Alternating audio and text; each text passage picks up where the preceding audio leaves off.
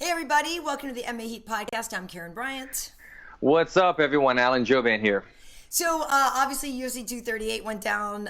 We will get into all of that. But first, I have to say thank you, Alan, for hosting because we watched the fights at your house. From what I remember, it was a great time. Come on. There we go. I was going to see if she fessed up. It's not Karyn's fault, guys. Okay, we brought a lot of wine. We brought a lot of beer. I had some family and friends here who were not shy to drink. Right. And then I brought out the tequila shots mid-fight. And then after the fights were over, it kind of we just kept on going with it. So had fun, had a good time, got a little buzz that night. But good fights, and it was a fun night. For sure. Well, and it's one of those things, like, I literally was telling Wade, I'm like, it totally sneaked up on me. Like, you know, like when you're just socializing, you're having fun, and like you don't realize it sometimes. Like, you know, there's nights when you set out and you're like, I'm gonna go get hammered. You know, like it was so with not in my mind. And then the next thing you know, you're like, wow. But I really think what happened was you were pacing yourself with my friend Robin, right? And she could put him down. And next thing you know, you thought you were running a marathon with wine drinking, and it caught you off guard. Yeah, and I didn't realize I didn't eat enough food. Like the jambalaya was delicious, and I had her amazing cheesecake. We waited too long. to eat jambalaya. Yeah, I needed more. So lesson learned. But luckily, full stomach. Yeah. Luckily, like you said, the fights were great. And if people remember, we will get to this now because on our story before the fights, we wrote down what we thought would be our picks for the last three. So maybe we should talk about the fights first and then reveal the picks, or what do you think? Yeah, let's do that. Let's talk about the fights and then we'll see what we thought was going to happen. Right. Cool. What do you want to go with? You want to start with Tony and Cowboy? What do you think of that? Yeah, I mean, Tony Cowboy, that was like, we all know that was kind of the people's main event. That's how it was being built up. And obviously it was two of the most, even if you don't love her, you know, I think Cowboy has more people that are fans. Yeah. I think Tony has more people that are followers because he's kind of like a love or hate type of guy, but he's a must-watch TV guy. But the fight delivered. It totally delivered. It was totally something that you were in tune every second. It was a disappointing ending. Not the way that we thought it would end, but with that said, it probably was inevitable that it was going to end that sooner or later anyway, with the way Cowboy was getting tagged up, don't you think? Yes, I do. I feel like as much as we saw, you know, Cowboy being Cowboy and protesting that he wanted to keep going, you know, they really did him a favor. I mean, it wasn't going to get any better for him, and I felt like Tony had such a lead.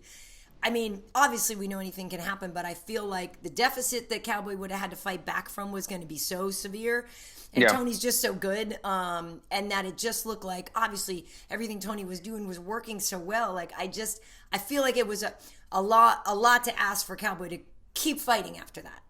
Yeah. You know, I say this all the time, and I don't want to repeat myself, but it shows itself every time that Tony fights. And that is that, on paper, stylistically, striking for striking, wrestling for wrestling, he's not the better guy. He's not the better guy on paper. But when you put him inside of a cage, which this is cage fighting, you can do whatever you want. Your creativity becomes an asset inside of the octagon, and he uses creativity, and he accomplishes so much. And he was out striking. You know, I want to say though, the first round, if I remember correctly, was pretty close. I think we went. Yeah. I think we went to the our cards in our head, and I think I remember it being pretty even. But the fact that Cowboy had cut Tony in an even fight, when you see somebody draws blood first, it kind of makes me side with that person who caused the blood. So I think I'd given Cowboy slightly the edge in round one because of him drawing blood first. Coming out in round two, Tony made the proper adjustments, picked up the tempo, picked up the pace, started busting up Cowboy. Cowboy's known for his slick jab. Tony started being the guy learning the jab, really busting up Cowboy's face. And midway through the second round, I remember seeing that both of Cowboy's eyes had shiners underneath them. And he started eating a lot of shots. At the end of the round, it was an unfortunate event. The bell had rang. Tony was somewhat in mid-combo, but it was still somewhat intentionally late. I get it that he was in kill mode, and once you see that you're landing, you don't want to stop landing. But the bell had rung. It was absolutely late. And Cowboy said that shot didn't change anything, but I don't know. I don't know if that shot did or did not change anything, to be honest, because he landed it flush right on his face. And shortly after that, Cowboy tried to clear his nose, and that's when he blew, and his eyes swelled up, and the fight was inevitably ended. But I don't think that the punch changed the course of the outcome of the fight. Okay. But it would have been interesting to see if they would have taken a point. I guess it wouldn't have made any difference. Even if they had taken a point from him, Cowboy would have still probably gone back to the corner and done the same thing, right. Being a little bit stubborn as he is. He'd have said, I'm just going to blow my nose anyway. His eye would have swelled up, and they would have had to stop the fight then. But you guys all know you're not supposed to blow your nose in that situation. I know. But it's kind of like, this is going to sound funny coming from a fighter, Karyn, but it's kind of like a movie thing as well, where they're like, don't blow my nose, or Rocky's like, cut me. Like, it doesn't really happen that often where, like, you have to not blow your nose. I mean, like, you know, fortunately for me, I've never had a broken nose, so maybe that's why I haven't experienced it. But I've gotten busted up in the nose a bunch of times where my nose hurts for months. And I've never, like, not blown my nose or not, you know, done anything. It's never had that effect. But that, I mean, that was like the picture perfect example that maybe all of us fighters and all of us fans needed. Because I feel like this is going to be a fight that will get referred to for the next 10 years when we say, you know, when you get busted up in the nose, do not blow your nose. Because you remember the Cowboy-Tony fight? We're always going to refer to this because, I mean, it was such a dramatic change in his face. I mean, he turned into the guy from the Goonies just from blowing his nose and the air getting stuck in his pocket. So it was a bad move. But again, even if he did not blow his nose, his eye was going to swell up very fast. His eyes were closing pretty fast in that fight. Well, you bring up a lot of stuff, and I'm going to I have the scorecard here, but first I got to put it, by the way, these are some of my new glasses from Cejudo, which I love. I saw you even styling and they them, even match. They I have good. like this little pattern. I don't know if you can see. Anyway, these are great. Yeah. I got a bunch of new pairs. I'm feeling them. Yes, from Cejudo. So if you guys are looking for new glasses, I would highly recommend them. They have a lot of really, really cool styles. And I got some sunglasses too, and my reading glasses. But here is the scorecard. So, Judge Sal D'Amato gave round 1 to... Oh, this is the wrong card. I'm like, Petra Yan. No, hold on, sorry. I thought it was the Tony one. I'm curious Ferguson, to hear this. Cerrone. Okay. Yeah, I'd like to see how they scored it. Yeah, so round 1, Tony got round 1 on 2 cards. And interesting. on 1 card, Cerrone got it. Round 2, and I can see that. It was a very close round. It was a very close round. Round 2 was all Tony.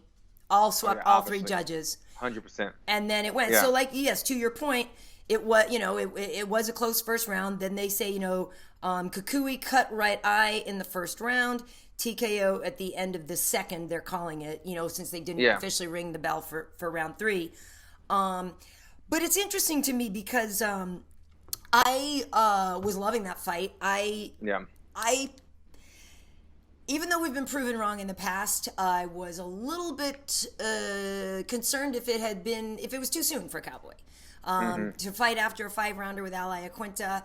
And I know that literally Cowboy is the guy that can prove anybody wrong in that scenario. But while he did win that fight with Al, and while he did, you know, have a commanding win on that, it's freaking Tony. It's elbows. It's this. It's everything all at once. Like, the dude is a nuclear assault.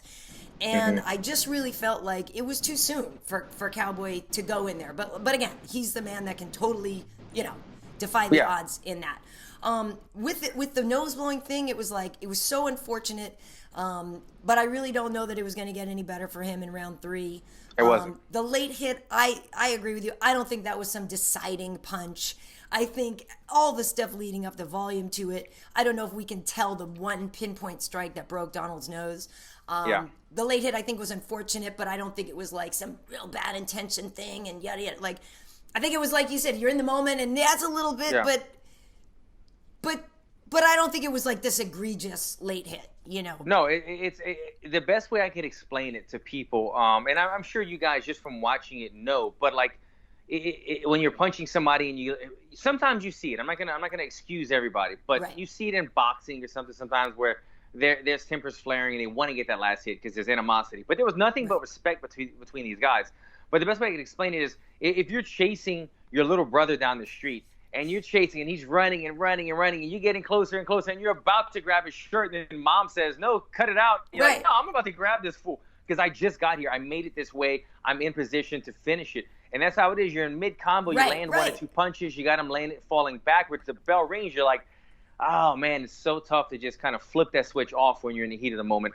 But you saw after the fight, it was nothing but mutual respect amongst them. Tony was even upset that the fight ended that way. You would think with such a big victory and him overcoming so much adversity in terms of his personal life and relationship and the mental wars that he might have been going through in his head to get overcome that. It was a really big victory for Tony, but it showed that he wasn't celebrating it or taking it lightly. He was upset that it didn't go down the way they wanted. But tremendous fight. I mean, like I said, just those guys helped really sell the card. Tony was being Tony Ferguson, but he even said, he was like, nah, this card sucks. I don't even know who's on the card. I don't care anymore. I don't play that game. Me and Cowboy are fighting. That's what people are tuning in to see. And he was partially correct. There was a lot of other good fights and meaningful fights on the card, but everybody in their mind, if one card, let me ask you this, Karyn, I'm going to put you in a spot right here. In the 3 main event fights, the co-main, the main, and the co-co, if one fight had to fall off, one had to fall off and 2 stay, which fight would you have elected to fall off? Well, think about this. Oof, this is tough. You can't. Don't do your women. Valentina's my girl. That's the thing. You can't do your women wrong. I didn't think that was going to be a hard fight for her. With all due respect. So it's like, on the one hand, I guess you would say Valentina that one seemed to be the most clear-cut, foregone conclusion. The biggest spread, yes. Right. So that's the one that you could have maybe taken off just because you could have been like, we probably figured out how this is going to go, right? Again, no disrespect to Jessica, and obviously anything can happen. But I will say that I am a bigger fan of Valentina than maybe I am of the guys in the main event. And again, no disrespect. I've just really gotten to know her a little bit more over the last year, and she's just a hella cool chick. And you know what? I might be kind of in agreement with most of that because I'm a big fan of Valentina now as well. Yeah. But the main event obviously needed a champion. It was a vacant thing. So that's something that I agree with you. It had to happen. The Valentina fight versus I was the same thing. Wanted to see this fight. Wanted to see Valentina fight more than I wanted to see the actual fight. It was kind of like who's next in line. Yeah. And this isn't any disrespect for I. We're just talking about like who's the biggest underdog on the card. As Jessica, I was one of those. But what am I getting at? What I'm alluding to is, if this Coco main event between Cowboy and Tony would have fell apart, this would have been drastic for the card. This would have been horrible for the UFC. A lot of people would not have bought it because this was a fight that people were tuning in to watch, the barn burner of the fight. Then name recognition as well. Even though there wasn't a title at stake, these were the guys with some of the biggest names and most followers in the UFC in that fight right there. Yeah, no, it's true. And I actually really like Henry, and we're going to get to the Henry stuff. I've known this guy a while now. I'm a fan. I'm on board now. I got to say it. Yeah, it's just that like... His name is not Henry anymore. Do you know that, right? Okay. Yeah. Well, wait, it's Triple C. It's Triple C, Karyn. Triple C. Sorry, right. But the thing with Valentina is, just gotten to know her more, and she's so cool, and she just is such a great embodiment of a martial artist, and also just besides that, she's just cool, Yeah. But anyway, we'll get to that. But one thing I want to get to with you, this is the barn burner fight. This was the money fight. This was the draw, the Coco here with Tony and Cowboy. So our boy, your boy more than mine, but I really like Joe. Stitch him up, Joe Schilling. Did you see his post on Instagram? I don't know if I saw it. Okay. So this is his post on Instagram. There's a picture of Donald. Holy crap. Yeah. And he goes, I'm going to read it here. And so he goes, you know what all these MMA outlets saying that's a TKO can suck my effing D. You get your nose broke by the hardest shot of the fight, which was after the bell. Go back to the corner with your lower eyelid swollen and tell your coach, F it, I'm giving it all next round. Then blow your nose and it swells up from the broken nose from a late shot, and they call the other guy winner by TKO. F you. If you get kicked in the nuts after a round is over and can't continue, they get the win. Straight up effing horse shit. While I say the S word and not the F, I don't know. Respect to Tony. It was a great fight. He's not in control of the decision, but calling that a win is ridiculous. Calling that a win by TKO is effing criminal. Run it back. I know a guy.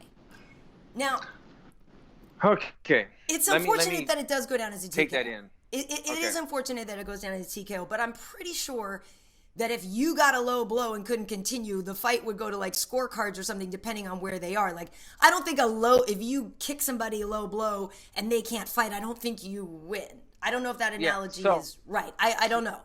Yeah, I had to take that in and think about it. But that's why I'm really glad that you shared the scorecards with us earlier, because I was thinking the same thing. I was like, let's say that the shot that stopped the fight happened to be his nose getting broken on that shot after the bell, which is a penalty. Let's say the referee decided to call that a penalty and take a point. And because of that, Cowboy could not continue. Then, yes, maybe we do go to scorecards. And if we did go to scorecards and he took a point from Tony, that would have been a 9-9 round. Yeah. So that would have been even. We go to the first round, right, and it still was 2 judges in favor of Tony, 1 judge in favor of Cowboy. So Tony still would have won. So, well, no, it was 29-29 then.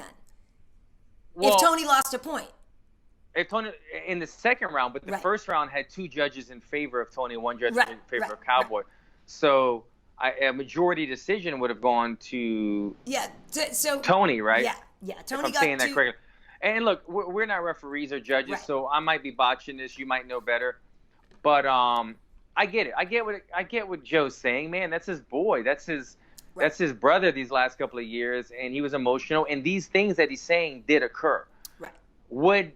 Did it completely affect the outcome of the fight? I don't think so. Like I said, like we just stated before, Cowboy's right eye, whichever right eye it was about 75% on the way to being closed, and the other eye was about 30% on the way. You know, they were both doing pretty bad. Yeah. And Tony, I always speak about this. I'm going to bring it up again. Momentum, my favorite word. Momentum of the fight was not looking good. Cowboy was starting to get picked apart at the end.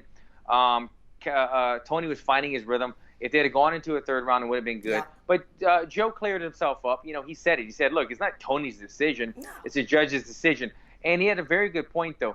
Take what Joe said aside. He stands by his stuff. I know how Joe is. He'll stand by his word. Right. But I think it was just more emotional venting. But the last thing that he said is the most valid thing. He said, run it back. I know a guy. And you know what? Dana White did say, I'm open to maybe having them run it back. I don't know if Tony Ferguson, he did mention maybe I would give him a rematch. But look, you just went through a battle. Take some time. There's a fight coming up with a guy named Poirier and a guy named Khabib. Let that play itself out, and then see where you stand. If you have the chance to fight the winner of that for the title or run it back with Cowboy, what are you going to do? You're going to take the title shot. So, look, it's whatever Tony decides he wants to do. But if they want to run it back again, you know the world is watching. We love it. We would love to see it again. But I think Tony, the business side of him, would take the better decision and fight for the title next. Yeah, and I'm still just thinking about the math on losing the point or whatever, but I think it would have been a draw at that point. But anyway, but yes, but it would have been. It wouldn't have been. So Tony got round 1 on 2 cards, right? So 2 judges. So he wins. So he wins that round. Yes. Right. So he gets the 10 and Donald gets the 9. Right. Then all 3 judges gave Tony the second round. Right, but the second round, so 10-9 again. But if I'm just saying, if they took a point and stopped the fight, then it would have been 9-9. Right. So then it would have been So the second round's a draw. We go to the first round. The first round, Tony still won it by 1, and he had the majority. Yeah. So I think that would give Tony the nod if they took a point, and it was because of that. So it would have been a tough, nearly impossible way to find a way for it, not to go in favor of Tony. Yeah. But I get it. It's unfortunate. And I get that Joe's upset, and I mean, he's right. It sucks whenever, a doctor is in there and that makes the call. And of course, we know Donald and Tony is now just Donnie. Cowboy and Tony definitely wanted to keep fighting. I mean, like a rematch is, it'd be exciting because that fight was really fun, but I think that's a bad decision on Tony's part. I think it's a really bad decision. He only should keep going forward. The man is undefeated. I saw somebody had put out today, mentioned the last time that Tony had lost. Like, Cejudo hadn't even been, fighting MMA yet. You know what I mean? Like, there was something about who was champ and who was not even in the UFC yet when Tony, last time he lost. The guy is already the former interim champ. Like, he needs his title shot. Just wait for Dustin and Khabib, and just fight the winner of that. I agree. That would be the much smarter decision. And just to touch on the last thing that we talked about with Joe, part of the reason for that was, aside from how close Joe and him are, and Joe kind of being his coach and a really good friend, you could see getting off of the stool at the end of the second round, Joe got in Cowboy's face and said, "You got to give everything, man. You got to go and just say, F it. Give me everything you got. It's the last round, everything you got." And he was trying to give, that last hoorah type speech to Cowboy. And as busted up as Cowboy was, he reacted. He responded. He said, "Yeah, I'm going to do it. I'm going to give it to you, Joe. I'm going to give it to you, coach." And he got up and said, "F it. I'm going for it. I got one eye. I'm going for it." And then he got stopped. And so it's heart-wrenching when you see your fighter reacting and responding and fighting, because that's what you want. You just want somebody that's going to fight, somebody that's going to give it their all and never give up. He gave us that. He gave his coach that. He gave the world that. And it was taken from him by the rules. But it was for his own good. I'm glad it was stopped. Sad to see it happen that way. But I'm glad they didn't take any more damage. Yeah, but again, it was just another shining example of why everybody loves Cowboy. 100%. Why that guy is just so fun to watch. But for Tony, I've always thought he was awesome, right? And like we've said here a million times, you guys have trained together. We've filmed you guys training together. Like Tony is, obviously we know now, like he has been going through some stuff with mental health, but he always was a unique character. But whatever he does, it's working for him. And when, like you said, when it comes down to the fight, when that door closes, like everything clicks, and that's just it, right? So he just may be one of those people who just thrives in that chaotic situation. And when he doesn't have chaos, like maybe normal life is hard, right? But I agree. Dude, like when you put him in there, it's like this man was made to do nothing other than that. Like he's so fun to watch, so spectacular. He's very good. Cowboy even said he thought Tony's chin was questionable. I don't think his chin is questionable. I think his balance. Like Tony, he's off balance so much from doing crazy things. So when he gets caught, he kind of flies around because he's off balance. He doesn't stay in a base stance. He's always doing things. So people catch him sometimes, and you'll see the big fall of the movement of the head whip back. But it's because of the crazy crap that he does. But I think when it comes to durability and his chin and his toughness, Tony's one of the toughest out there. You might knock him down from off balance, but we've never really seen Tony laid out. Well, I take that back. We've seen his chin get we've seen him get clipped before. That might have been what Cowboy was referring to. What's his name from the LFA? Took that last-minute fight, the really good striker. Oh, Lando Venata, kicked his butt for the first round there. Everybody was like, what is happening? Tony was doing the chicken dance for 30 seconds. And so that might be, I take it back, that might be, but anybody can do the chicken dance. You hit him in the right spot at the right time, but we've never obviously seen Tony knocked out or really hurt. But even if his chin isn't the toughest, when it comes to durability of the body and perseverance inside the octagon, you said it, he thrives in the chaos, and that's when he's at his best. Yeah, I thought it was awesome. I'm glad Tony is back to work, because it's more fun with him around. I just think he's great. That division is so tough, and Cowboy obviously, maybe Cowboy will get that Conor fight. Maybe, because Cowboy can still just make a lot of money, even if he doesn't, fight Tony again, or I'm not sure what. I guess Conor is also one of those guys that those two could fight. Either, Tony could fight Conor too, but I'd rather just see Tony wait for the title shot. Any fight that Tony takes, we're always watching. That's a known fact. But from here on out, it is must-see TV. Yeah. You think about Tony versus Khabib. Khabib's arguably one of the biggest, most popular fighters in the UFC. Has the biggest following. That's a must-watch. You think about Tony Ferguson versus Dustin Poirier. Now we're getting into extreme violence. There should be a rated, adult content. Because Dustin Poirier and Tony Ferguson. Yeah, they'd have to have a warning on that. A warning label before that. Put the kids to bed. It's just about to get bad. So, any of those fights. And then, obviously, the X Factor. We throw Conor McGregor in there. Another super fight. From here on out, man, Tony is he's in the money. He's in the history books type of fights that we're going to see from here on out. So it should be fun stuff from him. I love it. Well, also, anyway, Conor might be fighting Marky Mark, right? On the Bieber Tom Cruise. Bieber Tom Cruise, man. Everybody's trying to get in on this money, on this fight game. If they only knew. Joke. Until they make the by the way, I would take Tom Cruise all day in that fight. Over Bieber? Of course. I don't know, man. Bieber's the young gun. I don't know. Tom Cruise is in so many action movies and has trained so much stuff. There's no way that dude doesn't know how to throw a punch. Hey, Tom Cruise can run fast. We know that. He runs in every single movie. But I don't know, man. Bieber's the young gun. I'm not saying Bieber could fight, but Bieber's got to have like 25 years youth on him. I don't care. Tom Cruise all day. That's an interesting call out, though. Like, Tom Cruise, he's like... What? He's one of the big dogs in Hollywood. You know, you call out Tom Cruise, you're making enemies with, like, religious groups and stuff. Right. You know what I mean? And, like, he that carries a lot of weight with it. It's not like calling out some TV actor. Like, you know about Tom...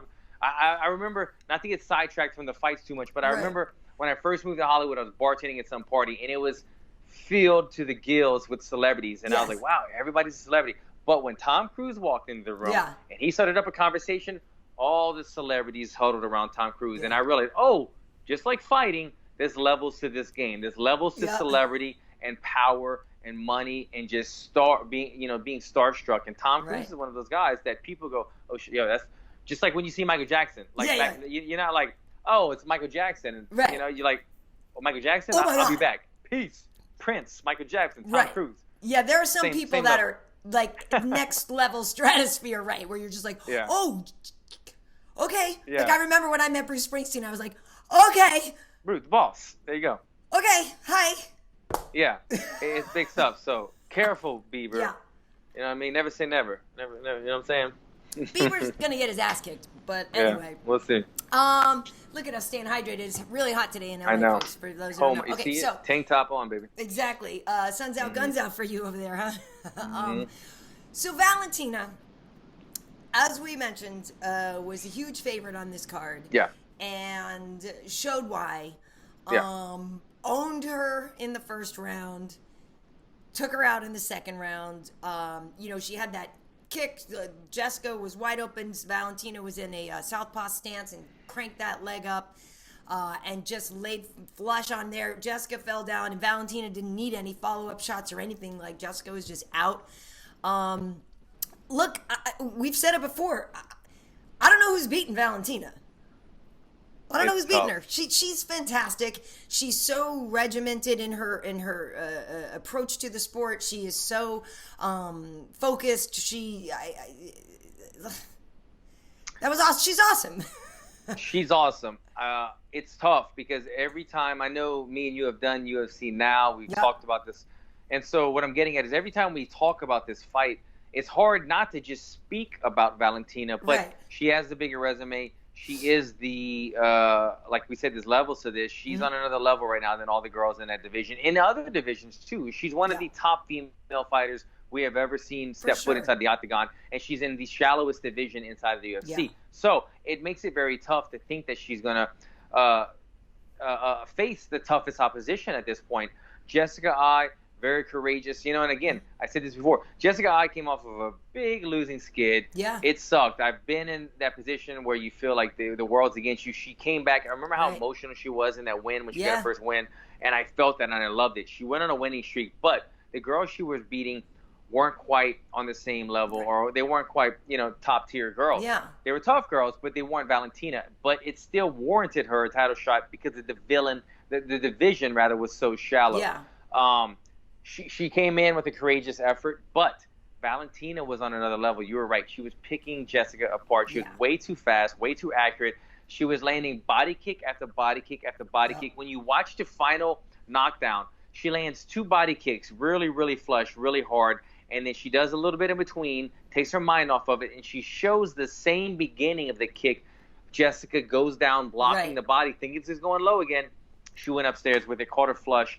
Everything about it was perfect. Not only the setup, throwing 2 body kicks, then going high with the kick, but the beginning. She didn't change her kick up. And what I'm getting at is some people change the way they look. If I'm going to throw a low kick or a high kick, the beginning looks differently. But if the beginning 20% of the chamber fire looks the same, then you have to make a guess at the last minute. Like on baseball, if the ball curves at the last minute, it's tough to read it. Yeah. And you want to do the same thing as a martial artist. You want everything to look the same from your home base and then change at the end. She's very good at that. Valentina makes everything look beautiful and flawless. And at the very end, also what she did, even if Jessica Eye would had her guard up, there's always a small window right here where you can clip the top of the head. And Jessica Eye took the bait and she went low, but the kick still grazed the top of the head. So Valentina was prepared to go over the guard. Again, this is thousands of repetition, perfect execution, and she does it effortlessly. We could talk about it forever, but real recognizes real. Like I love to see like beautiful violence in action. Totally. Are we getting a little too poetic right here? But it's true. She's so good at what she does, and she needs to be recognized for it.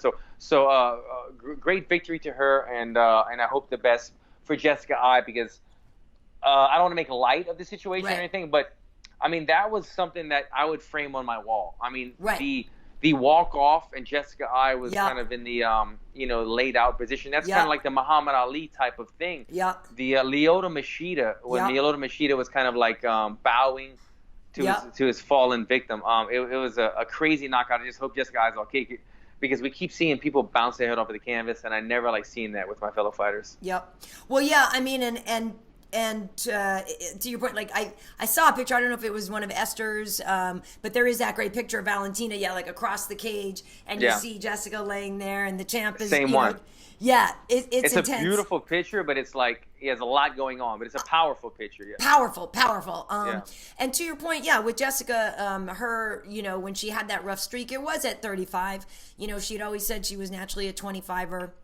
So, the UFC didn't have that at first. So, part of the challenge was that she was fighting, different weight classes than what she's used to. But then when she did go to 25, she was winning.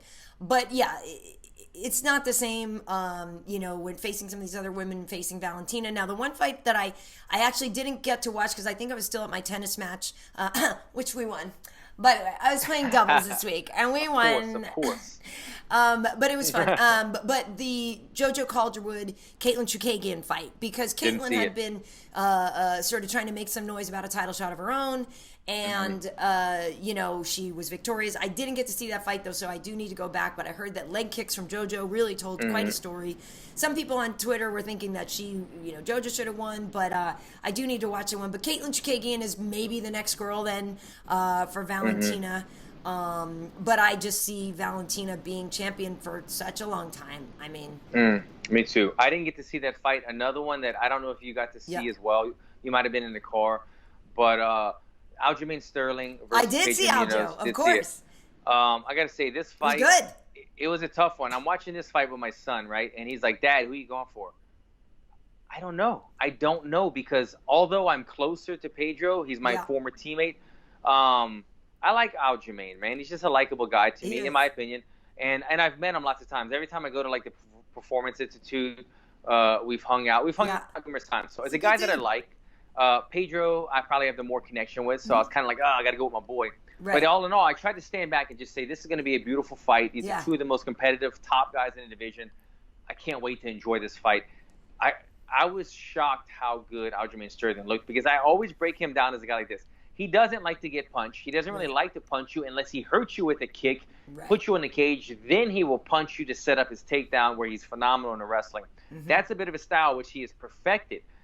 He came out here and stood in the pocket numerous times with Pedro, who is a hard hitter with a granite chin. Pedro has never been stopped. He has knocked numerous guys out. He stood toe-to-toe with Pedro, and he was getting the better of him. It really blew my mind when I saw that. And in my mind, this was a come-up fight for Aljamain in terms of momentum, but in terms of he hit his next level. He has done things inside the octagon that I haven't seen him do. He has tested his chin, his power, his hands, his courage. This is a guy that is at the top of the division now, knocking on the door for a title shot, in my opinion, after this fight.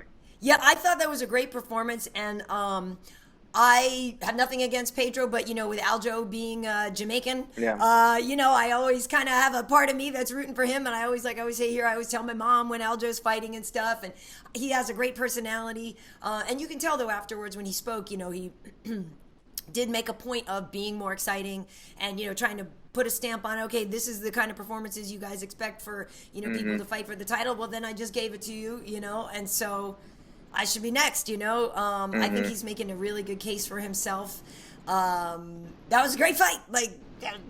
Great fight. Phenomenal fight. Great fight for him. Big win. Well, so let's get to the Cejudo, the Triple C. Let's see it. Triple champ. Triple C and Marlon Moraes. I saw something because at first in the moment I was like, oh man, I think Marlon still got more to give, right? People were like, nah, man, his head's bouncing around. And I was like, I don't know if part of it was like, I was surprised, you know what I mean? But I was like, no, I think Marlon has more. And I'd read something afterwards that he said really, he's like, it wasn't so much that I was hurt. He's like, I was tired. He's like, it really got down to exhaustion. And he said, so yeah, I'm cool with the stoppage because I really wasn't defending myself as well as I should have. He said, but it wasn't because I was getting beat. He's like, I was just too exhausted to do it. It wasn't damage. I think that spoke in his body language because I agree. Yeah. It wasn't like he was getting devastated or out, or it wasn't like he was helpless, but he wasn't, in my eyes, I wasn't seeing like the determination to fight. Right. He was kind of like, I'm just going to go with it. And like when you see that, it's either he doesn't want to be there, or like you said, he was probably just exhausted. And he couldn't really do anything. Yeah. So he said, though, like, because the first round was great for Marlon. And then, round 2, Henry started picking things up. And then obviously we know later on in the next, he got the finish. But it's interesting because Marlon admitted that he just completely left the game plan, right? So he game planned for the first round, which went well for him. Said then it came to the second round and basically like Henry tagged him or something, and he just kind of got drawn into a firefight instead. When he knows he was supposed to like get his shots off, stick and move, he knew what he was supposed to do and let it go, just abandon it. And it was like that whole thing of like, oh, you hit me, okay, rock, I'm talking robots. And now he's like, yeah, that was stupid, and I shouldn't have done that. And like now that's what I have to live with. So my question to you, Alan, is like, have you had those moments in the fight where you're in a monologue is like, yeah, this is what we're supposed to do, but F this dude right here. Like, how do you stay on the path? Because to me, it's a little crazy because it was working for him, right? So to abandon a plan that's working just seems strange. It's a good question because in my mind, watching that fight, I was putting myself in his position a little bit because what happened was I don't think he necessarily meant to abandon the game plan. And I don't want to make it sound as simple as he hit me, I want to hit him back. But when you're the better, more calculated striker, and you're supposed to be the more explosive guy, which he kind of is, and then Cejudo starts beginning to outstrike you and become the more explosive guy, you then have to fire back because then he takes the energy, he takes the momentum again. And Cejudo, man, I got to tell you, Karyn, I'm seeing stuff out of this guy that's really starting to make me think this guy's at another level. He's really, really good. He doesn't have like swagger technique. But then he puts his technique and his athleticism and explosiveness against a guy with athleticism and explosiveness with swagger technique, as Marlon Moraes does, and he wins. He's outstriking him. He's the faster guy. So it just shows me that this is a guy that he's able to adjust. That's what I'm seeing out of him. Not only was adjustment the key word to victory in this fight for him, because he was losing the first round, as you said, getting leg kicked over and over in the leg that was already hurt. He had a sprained ankle. Right. He hit it very well. He was getting kicked right there, low calf kicks, and in the quad, same leg.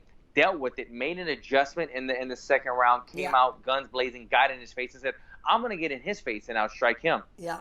And so from Moraes, I don't think it was almost a boarding game plan, but it was like, this guy's in my face, and so he's punching me. I have to punch him. I have to be faster, but he couldn't be faster. He was realizing, shit, Cejudo's some kind of freak athlete. And I think we saw hints of that in the TJ fight. Everybody gave TJ Dillashaw so much shit. It's embarrassing to the division. Right. Our champion, one of the best pound-for-pound guys, gets knocked out by the smaller guy, but nobody had seen that explosive, aggressive side of Cejudo yet.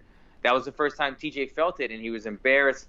But now we're seeing it. One of the most explosive, best strikers in the division in the UFC got outstruck and was the second round. Henry looks fast. He looked more explosive. He was landing the shots. So, again, he probably could have just had to reset. He would have had to back out and reset and go, whatever. I got punched. I'm not going to follow it up. But he didn't make that choice. But, again, what I'm getting at the end of the day, it was Cejudo initiating, making that happen, making Marlon make the wrong decisions because of his aggression and his speed. And I'm a fan now. I'm a fan. I'm a fan of Cejudo. I mean, not like I wasn't a fan before, but I just was kind of like, man, he's really good, but I don't know if he's champion material. I don't know how he's going to deal with the best striker or this or that. every fight he has gotten better. Every fight in UFC has gotten better, and right now he's really good. Yeah, he's really good, and you have to give it up to him. And it's interesting to me because, I love how he just embraced the cringe stuff, and he's Henry cringe judo or whatever. Yeah. And he did so much sort of ridiculous stuff before this fight with the stare downs in the crowd, and we've seen it with the snake and the thing. And you're sitting there like, oh, dude, oh, God, like, don't be so corny or whatever. But at the same time, he's making you pay attention. Yeah. And then you can be as cringy as you want when you fight like that, right? Like, so at this point, I feel like he probably is earning a lot more fans because now he's kind of undeniable. I mean, the dude was already an Olympic gold medalist. So, like, what the hell, right? Like, that's massive. And then to become a champion in the UFC, then to beat TJ, like I said, like, I guess it's just because his personality, right? That nobody credited him, because if he was a different dude with maybe a different personality, right? People would have just treated him differently all along. Or maybe if he was in a bigger weight class, I don't know. But I think at this point now, they have to recognize, how good he is. He's talking now about the Cejudo weight class and all this stuff and whether or not he saved it. And I guess, he kind of put Dana on the spot about 25, and we'll keep that around. So I give him a lot of credit. But I guess the issue that's a little bit frustrating is now with all these, like, double champs, right? Like, what does it do for the division? Who has to wait? When do we have the title shots? I mean, I don't know if he can fight more frequently than other people. Like, that's the one thing that's a little bit tricky about it is, will you have to vacate one, or can you really, really substantially defend them both? Same thing, Amanda's got to have that issue. They all have that issue. But I'd like to see him still fight at 25 and defend that again. I mean, I just don't know how frequently he can fight. And this just came to mind, but I think this is, tell me your thoughts on this, but in my mind, something about when you have a double champ and they go up a weight class and they win the belt there, it kind of makes going back down to fight and defend it a little less intriguing. It's like, why? Well, if you could beat the bigger guys and be the champion, then it's like you're beating up some small guy. It's almost like, what do I want to see him go back and defend the 125 belt now? And like, who's he going to fight? It's kind of like, I don't know if he did the division a favor or not, because now it's like you need to stay at that weight class and defend it and fight. If you could fight bigger guys, then be the bigger guy and let's see it, So, it's tough. I don't love two weight class things going on. It was fun at first, but now that it's been done, I think we need to stay in our division and try to build that division rather than bouncing around. Yeah, I think at this point, I too would like to see him just so he can stay at 35. That's fine with me. I'm not trying to get anybody fired or have fighters, not on the roster, because I think I've seen some incredible fights at 25. So I'm not saying they need to get rid of that division. I'm just saying, maybe Henry can vacate that belt. Something like that. Okay, so now. Yes. Our picks from the other night. Let's see. I know I got 2 out of 3. I don't know what you picked. So again, all right. So no, you got 1. You got 1 out of 3. We'll build our way up. So let's start with your son, Cage. Oh, by the way, well, he's the damn winner. My son. Let me just tell the audience real quick. I wrote the names of all 3 fights, all 6 fighters, and I said, you circle the winner. Yep. This kid, I should have put my money on him. Cage is a savant right there. Cagey Fresh called the Coco, the Co, and the main event. He picked Ferguson, Bullet, and Cejudo. So Cage is the winner. He was the only winner that night. I gave him a $1 bill. Awesome. So Wade picked Moraes, Shevchenko, and Ferguson. Wade picked the same thing as me. I picked Tony, Valentina, and Marlon. Oh, you had Tony as well. I had Tony. Yeah, I had Tony. I think all of us picked Valentina, but I had Tony. And Marlon, I thought Marlon was I just thought he was the bigger dude, the more explosive dude, and all that. So I was caught by surprise on that one. Jouban picked Magic Marlon, Bullet, and Ferguson. Yeah. That, honestly, I thought you picked Cowboy. I thought I was going to pick Cowboy too. That was the toughest one for me to pick. And really it came down to, I think... Well, you were debating. Hold on. Time up before you keep going. I should let people know that Alan was seriously torn. He was like back and forth. He's like, the head and the heart, the head and the heart. And like, he's taking laps around the house. He's like fully stressing over how to pick this Coco. I had to take my heart out of it. And like, I like both guys so much. But I had to take my heart out of it. And I just go, at the end of the day, Tony Ferguson outstrikes Anthony Pettis. He outstrikes Rafael dos Anjos. And he's one of the toughest, bloodiest fighters we've ever seen. Cowboy, as great as he is, and as much as I'm a super fan and love watching him fight, we've seen him get finished before. Yeah.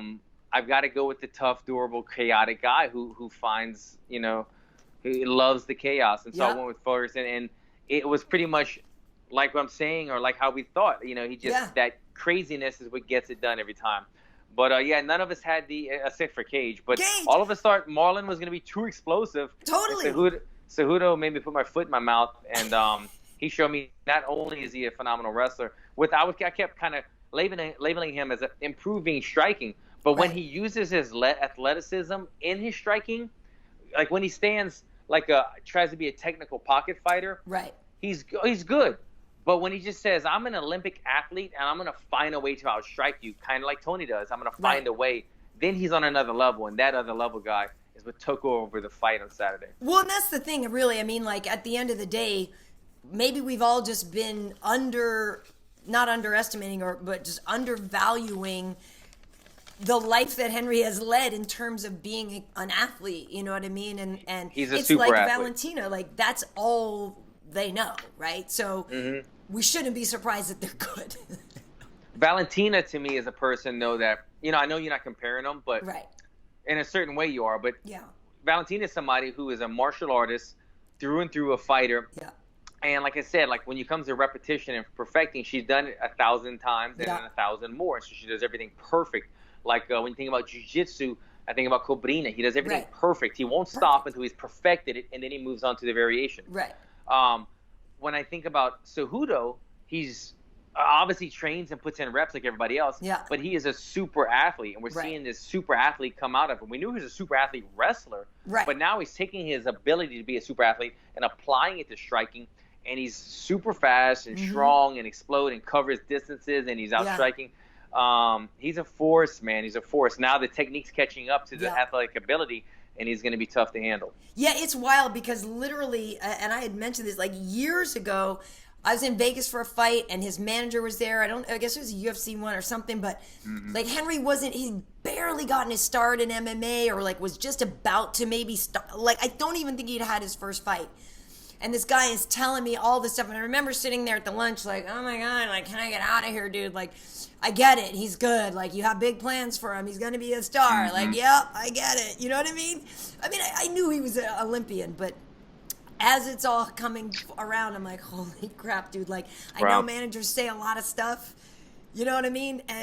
But this dude really was right, and it's been like this slow build. And I have to say, I'm happy for Henry, and it's like he really isn't a bad guy. You know what I mean? It's like his persona, the cringiness or whatever. But the like cringiness, when you're hanging around with him, like, he's not a bad guy at all. He really isn't. It'll be interesting moving forward to see that. The way that he fought, the way that he performed, and the way that he's riding the momentum of it after. I just saw an interview that he did where he was saying, I want to get paid, Dana White. I want to get paid. I need you to add another zero, or I'm not doing it. I'm hanging it up, whatever. I mean, I don't know if he said I'm hanging it up, but I think he was kind of giving somewhat of an ultimatum, saying that I'm getting paid or I'm not fighting. It'll be interesting.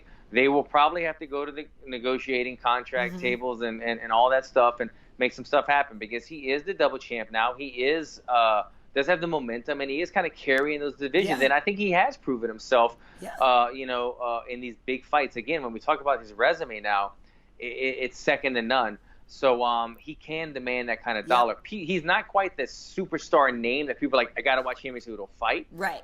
But his resume and what he's doing is starting to earn it. So it's going to be a back and forth, a lot of back and forth in negotiations. But it'll be interesting to see if he gets what he wants. If he comes out and says, I'm happy, we worked something out, and we know that he got the money, and we can move forward with the next fight. Absolutely. Well, another fight on there that I'm curious, did you see Tatiana and Nina? Yeah, I did see that fight. Nina, super tough, super good. Tatiana, I said it since I first saw her fight, since we did the UFC Now show with her. I see gold in her future. I mean, she is just too unstoppable in that division, and she did that fight with an injured neck, and she was diving in with her head the entire time. Hopefully, it's something that she could have a quick fix. I don't want her having any severe neck injuries, especially being a wrestling first type of fighter. But if she could stay healthy, she's got such a bright future. Yeah, she said, I guess she couldn't feel, I think she said her left arm for the second and third rounds because, has a stinger in her neck. That's the 6'7", by the way, because my left arm went none. The 6'7" takes your left arm out of it. So, yeah. That sucks. Yeah. Well, and I had said after that I personally feel like it's kind of hard to deny her a title shot. She's undefeated in the UFC. It's like 9-0, and this. I mean, there were not all 9 in the anyway. And I said that because to me that just sounds right.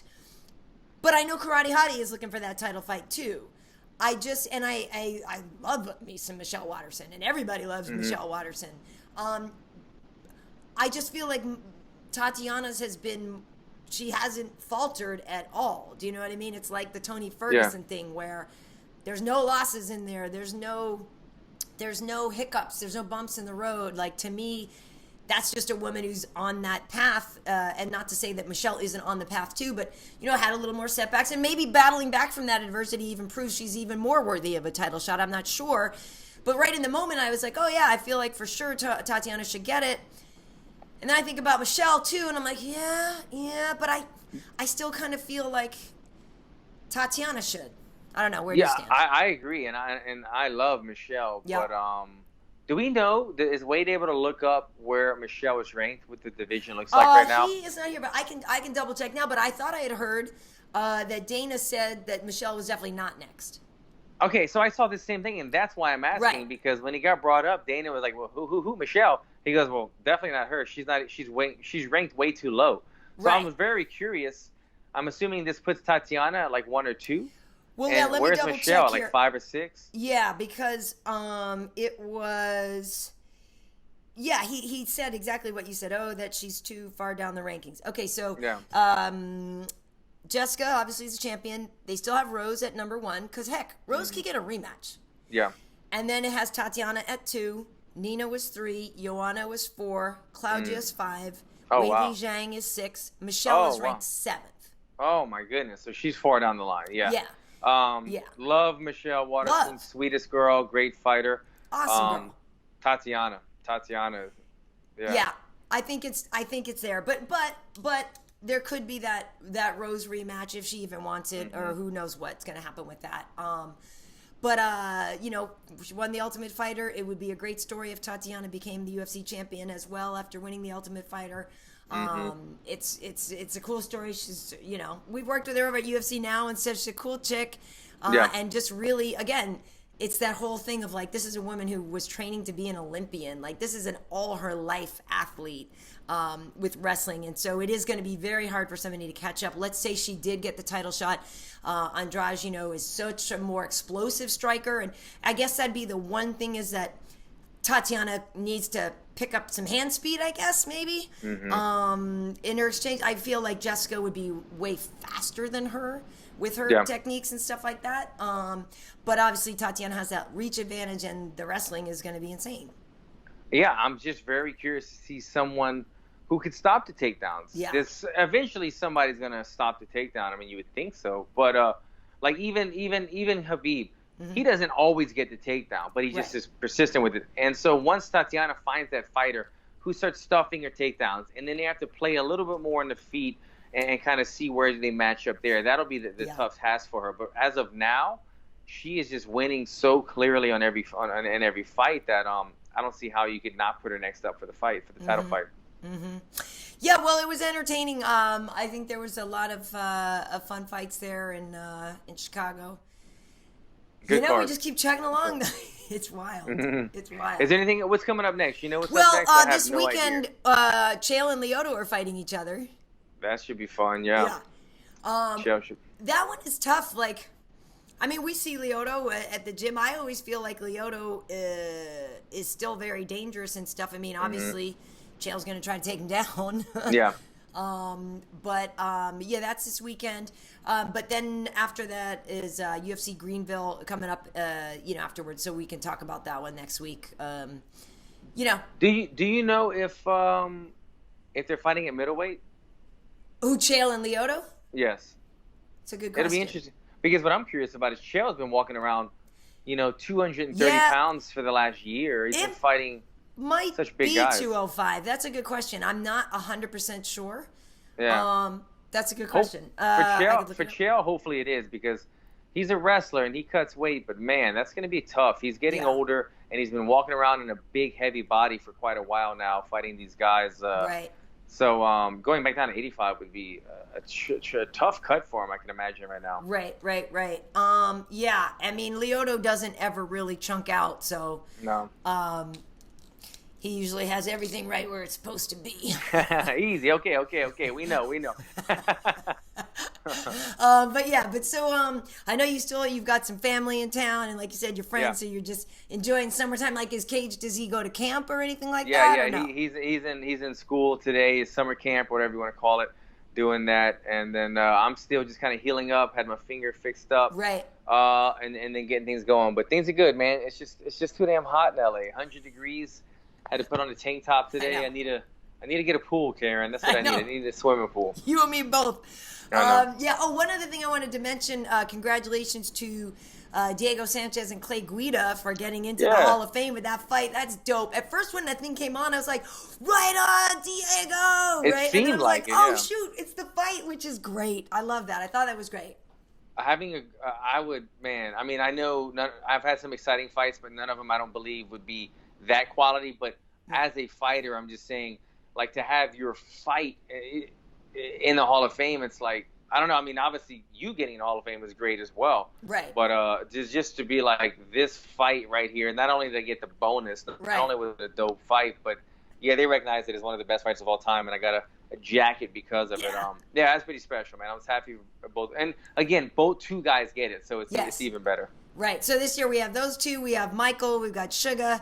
So it's cool. It's pretty cool. Awesome. All right. Well, so these are available on, it's funny because iTunes is going to be going away, but we just go to MMA.audio, and Way's got them all there, and you can download all the shows there if you prefer to listen to this. I mean, at this point, you got all the way through the show, so maybe I should have said that at the beginning. But anyway, on Instagram, I'm KB Heat, Karyn Bryant across the board everywhere else, and of course, we have MMA Heat across the board as well.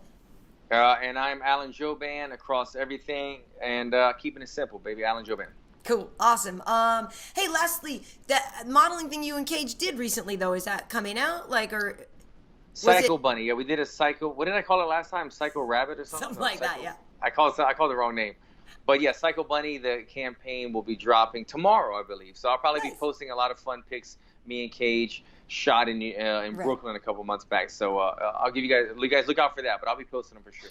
Cool. Because I was wondering if it was like a Father's Day thing. Oh, exactly. I guess Father's Day is this weekend. Yes, this Sunday. It's coming up. Yeah. So, you women, you mothers out there. Women folk. Okay. Thanks for the reminder. Let me go make you a sandwich. Take care of your man. Sandwich. Make some sandwiches. A little turkey on it. Anything. Come on. Nice. Awesome. All right, Alan. Always fun. Thanks for checking out the show, folks. We'll see you next time. Take care, guys.